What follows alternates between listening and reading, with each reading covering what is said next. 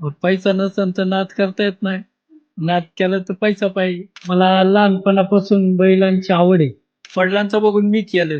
आता मी जपतोय म्हणल्यावर पुढची पिढी सुद्धा जपायला काय त्यांना अडचण नाहीत ना. नातू या क्षेत्रात आतापर्यंत माझ्या संग येतो लाडालाडाने आणि तेच त्यांनी पाहून पाहून पुढं जर असं टिकवलं तर मला अनेक भरपूर आनंद येईल.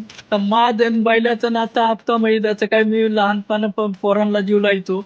आता एक बारीक छोटं वासरू आणलं की त्याला कमीत कमी वर्षभर सांभाळायचं लागतं.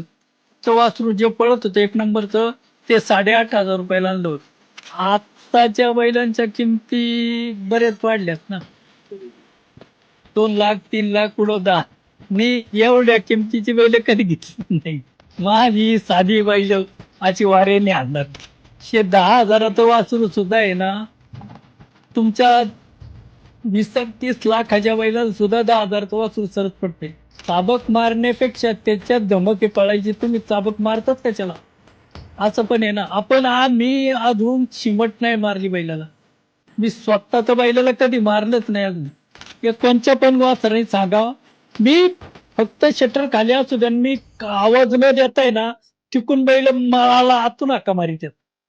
आणि कधी पण आहे ना, कुणी पण यायचं, शटर फक्त पाशी हात नाही लावायचा काय नाही. मी उभा राहतो.